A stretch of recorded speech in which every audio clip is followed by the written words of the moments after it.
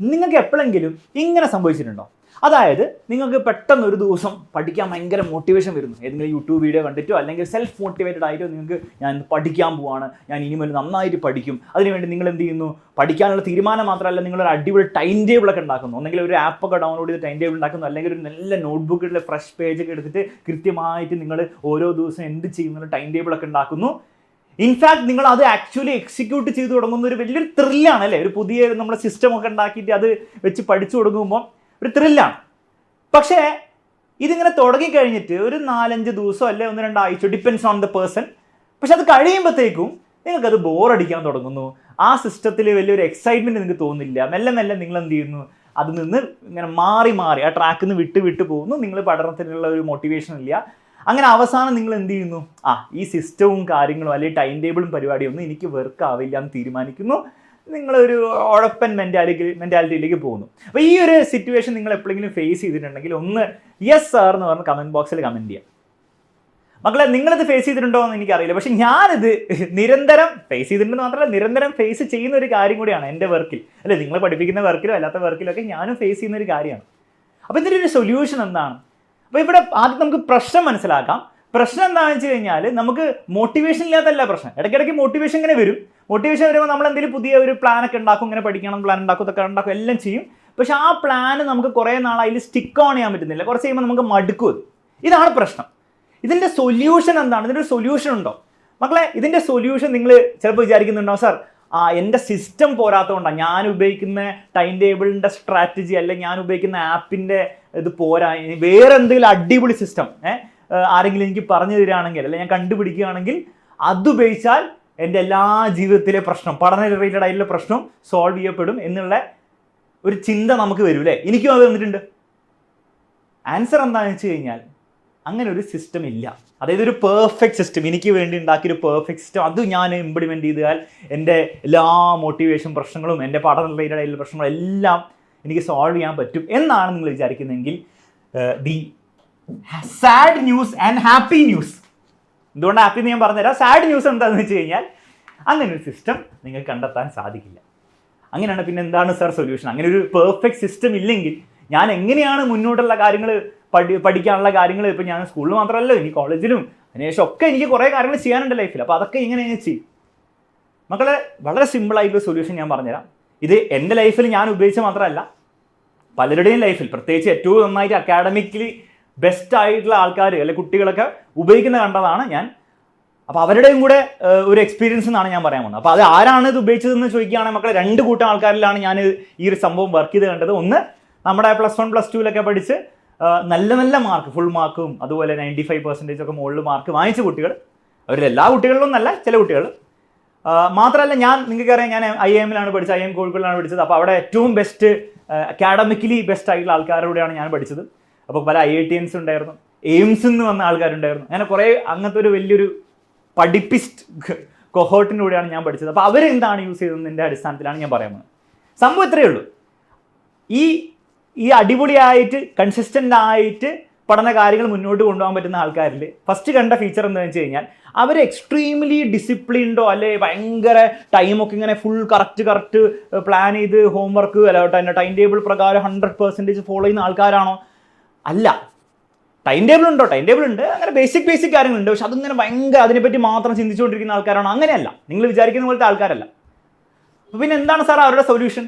മക്കളെ, അവരുടെ പ്രശ്നവും ഇത് തന്നെയാണ്. അത് അവരും എന്ത് ചെയ്തു, ഒരു അടിപൊളി പ്ലാനൊക്കെ ഉണ്ടാക്കും, ഭയങ്കര രസമായിരിക്കും, അത് വീണ്ടും അവർക്ക് ഫോളോ ചെയ്യാൻ പറ്റുന്നില്ല. പക്ഷെ അവരപ്പം ചെയ്യുന്നത് എന്താണെന്ന് വെച്ച് കഴിഞ്ഞാൽ, അവർ അതിനെപ്പറ്റി കുറ്റം പറഞ്ഞുകൊണ്ടിരിക്കില്ല. എൻ്റെ സിസ്റ്റം ശരിയല്ല, അല്ലെങ്കിൽ ഞാൻ ശരിയല്ല, അല്ലെങ്കിൽ എനിക്ക് മോട്ടിവേഷൻ ഇല്ല, എനിക്ക് മോട്ടിവേഷൻ വേണം എന്ന് പറയുന്നതിന് പകരം അവരെന്താ ചെയ്യുന്നത് വെച്ച് കഴിഞ്ഞാൽ, അവർ അടുത്ത പരിപാടി തുടങ്ങും. അതായത് ഒരു സിസ്റ്റം വർക്ക് ചെയ്തില്ല, അടുത്ത സിസ്റ്റം അവരെന്ത് ചെയ്യും, ഇംപ്ലിമെൻറ്റ് ചെയ്യുക. അതായത് ബേസിക്കലി നിങ്ങൾ ഒരു ടൈം ടേബിൾ നോട്ട്ബുക്കിൽ എഴുതിയിട്ട് കുറച്ച് നാൾ അങ്ങനെ ഓടിക്കും.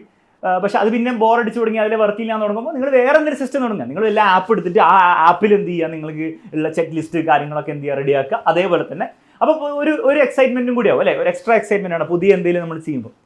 കാര്യം പഠനം തന്നെ ആയിരിക്കും, പക്ഷേ എന്തെങ്കിലും പുതിയ രീതിയിലാണ് നമ്മൾ ചെയ്യുന്നതെങ്കിൽ രസമായിരിക്കുമല്ലോ. അല്ലെ പുതിയ എന്തെങ്കിലും സ്ഥലം ഒന്ന് മാറ്റി പിടിക്കും, അങ്ങനെ എന്തെങ്കിലും ഒരു പുതിയൊരു കാര്യം നമുക്ക് എന്തെങ്കിലും ഒരു എക്സൈറ്റ്മെൻറ്റ് ഫാക്ടർ തരാൻ വേണ്ടിയിട്ടുള്ള കാര്യങ്ങൾ അവരൊന്ന് മാറ്റി പിടിക്കും. ഈ മാറ്റി പിടിക്കുന്നതിലൂടെ അവർ ഉദ്ദേശിക്കുന്നത് എന്താണ്?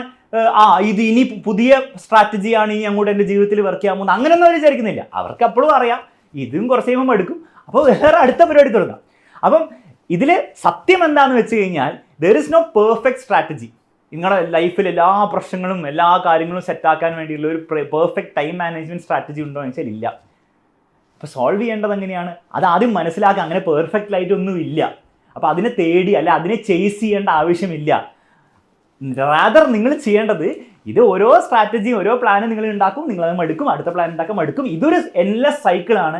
ആ സൈക്കിൾ നിങ്ങൾ വൃത്തിയായിട്ട് നിങ്ങൾ അതിലൂടെ സഞ്ചരിക്കാൻ റെഡിയാണെങ്കിൽ അതിൻ്റെ ലിമിറ്റേഷൻസ് മനസ്സിലാക്കി അതിൻ്റെ ഇംപെർഫെക്ഷനിസം അല്ലേ, പെർഫെക്റ്റ് അല്ല അപ്പോൾ ഇംപെർഫെക്റ്റ് ആണ്, അത് മനസ്സിലാക്കി അതിലൂടെ നിങ്ങൾ സഞ്ചരിക്കാൻ റെഡിയാണെങ്കിൽ, അതിലെ അപ്സ് ആൻഡ് ഡൗൺസിലൂടെ നിങ്ങൾ ട്രാവൽ ചെയ്യാൻ റെഡിയാണെങ്കിൽ ആ അപ്സ് എല്ലാം കൂടെ അവസാനം എന്താണ് ആഡപ്പ് ചെയ്ത് നിങ്ങൾക്ക് വേണ്ട കാര്യം, അത് പരീക്ഷയിൽ മാർക്ക് ആണെങ്കിൽ അത്, ലൈഫിൽ നിങ്ങൾ എന്തെങ്കിലും കരിയറിൽ സക്സസ് ആണെങ്കിൽ അത് നിങ്ങൾക്ക് കിട്ടും.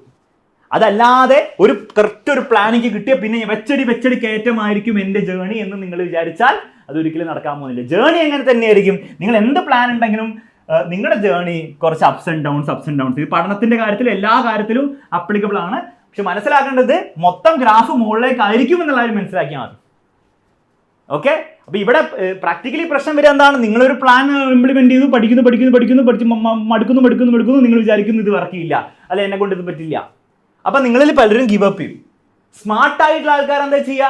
അവർ ശരിക്കും ഓക്കെ ആ പ്ലാൻ വർക്ക് ചെയ്യുന്നില്ല, അടുത്ത പ്ലാൻ തുടങ്ങുക, അടുത്ത ടൈം ടേബിൾ കൊടുക്കുക, അടുത്ത എന്താണ് സ്റ്റഡി ചാലഞ്ച് തുടങ്ങുക, അത്രയുള്ള സംഭവം. അപ്പോൾ വീണ്ടും തുടങ്ങുന്നു, അപ്പോൾ വീണ്ടും അത് രസമായിരിക്കും കുറച്ച്. പക്ഷെ ശ്രദ്ധിക്കേണ്ട കാര്യം എന്ന് വെച്ചാൽ ജേണി, ഓവറോൾ ജേണി മുകളിലേക്ക് തന്നെയാണ്. ഈ സ്ട്രെയിറ്റ് ലൈൻ നിങ്ങൾക്ക് ഒരിക്കലും കിട്ടാൻ പോകുന്നില്ല. അത് നിങ്ങൾ ചേസ് ചെയ്യാനും ട്രൈ ചെയ്യണ്ട. കാരണം ഏറ്റവും സ്മാർട്ടസ്റ്റ് ഓഫ് ദി സ്മാർട്ടസ്റ്റ് ആൾക്കാർക്ക് പോലും ആ സ്ട്രെയിറ്റ് ലൈൻ കിട്ടാറില്ല. അപ്പോൾ ആ ഒരു റിയാലിറ്റി മനസ്സിലാക്കി നിങ്ങൾ ഇനി അങ്ങോട്ട് വർക്ക് ചെയ്യാൻ റെഡി ആണെങ്കിൽ മക്കളെ നിങ്ങളുടെ കാര്യം സോർട്ടഡ് ആണ്. അത് പരീക്ഷയുടെ കാര്യത്തിൽ മാത്രമല്ല, നിങ്ങൾ ഇനി അങ്ങോട്ടുള്ള ലൈഫിൽ നിങ്ങളുടെ കാര്യം സോർട്ടഡ് ആണ്. അപ്പോൾ ഈ മോട്ടിവേഷനെ ചേസ് ചെയ്യുക, മോട്ടിവേഷൻ ഇല്ല എന്ന് പറയുക, കാരണം മോട്ടിവേഷൻ ഇല്ലാതെ ആവും, അത് റിയാലിറ്റിയാണ്.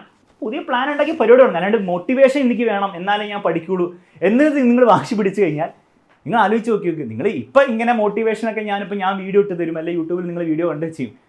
എത്ര നാൾ നിങ്ങളെ ഇങ്ങനെ മോട്ടിവേറ്റ് ചെയ്യാൻ വേണ്ടി ആൾക്കാരുണ്ടാവും? നിങ്ങൾ കോളേജിൽ പോയാലും ഇങ്ങനെ മോട്ടിവേറ്റ് ചെയ്തുകൊണ്ടിരിക്കും ആൾക്കാർ. നിങ്ങൾ ജോലിക്ക് തുടങ്ങി കഴിഞ്ഞാൽ അവിടെ ഇങ്ങനെ മോട്ടിവേറ്റ്, അതൊന്നും ആരും നോബഡി കെയർസ് അല്ലേ. നോബഡി കെയർസ് എന്ന് പറഞ്ഞാൽ മോശ രീതിയിൽ അല്ല ഉദ്ദേശിച്ചത്. നിങ്ങൾ പണി എടുക്കുന്നുണ്ടോ, നിങ്ങൾ നിങ്ങളുടെ മാർക്കിന് വേണ്ടിയിട്ടും നിങ്ങളുടെ കരിയറിന് വേണ്ടി വർക്ക് ചെയ്യുന്നുണ്ടെന്നുള്ള ആരും വേറെ ആരും നോക്കാണ്ടാവില്ല, അത് നിങ്ങൾ തന്നെ നോക്കണം. അപ്പോൾ ആ ഒരു പരിപാടി വിട്ടിട്ട് ലൈഫിൽ മുന്നോട്ട് പോകാനുള്ള ആരും നിങ്ങൾ ചിന്തിക്കുക. അതിന് പെർഫെക്റ്റ് സൊല്യൂഷൻ ഇല്ല എന്നുള്ള ആരും മനസ്സിലാക്കി തന്നെ മുന്നോട്ട് പോകാൻ നിങ്ങൾ റെഡിയാണ് മക്കളെ. നിങ്ങളുടെ കാര്യം സോർട്ടഡ് ആണ് എന്ന് മാത്രമേ എനിക്ക് പറയാനുള്ളൂ. അപ്പോൾ ഇത് നിങ്ങൾക്ക് ഈ വീഡിയോ നിങ്ങൾക്ക് യൂസ്ഫുൾ ആയി തോന്നിയാൽ തീർച്ചയായും നിങ്ങളൊരു കമൻറ്റ് ബോക്സിൽ കമൻറ്റ് ചെയ്യുക. ഈ പറഞ്ഞ കാര്യങ്ങൾ ലൈഫിൽ ഇംപ്ലിമെൻറ്റ് ചെയ്യാൻ വേണ്ടി ശ്രമിക്കുക. ഓൾസോ നിങ്ങൾക്ക് നിങ്ങളുടെ ഏതെങ്കിലും ഫ്രണ്ട്സിനൊക്കെ ഇത് യൂസ്ഫുൾ ആണെന്ന് തോന്നുകയാണ്, അവർക്കും എന്ത് ചെയ്യുക, ഇതൊന്ന് ഷെയർ ചെയ്യുക. അത്ര മാത്രമേ പറയാനുള്ളൂ. മറ്റൊരു വീഡിയോ വീണ്ടും കാണാം. Bye and take care.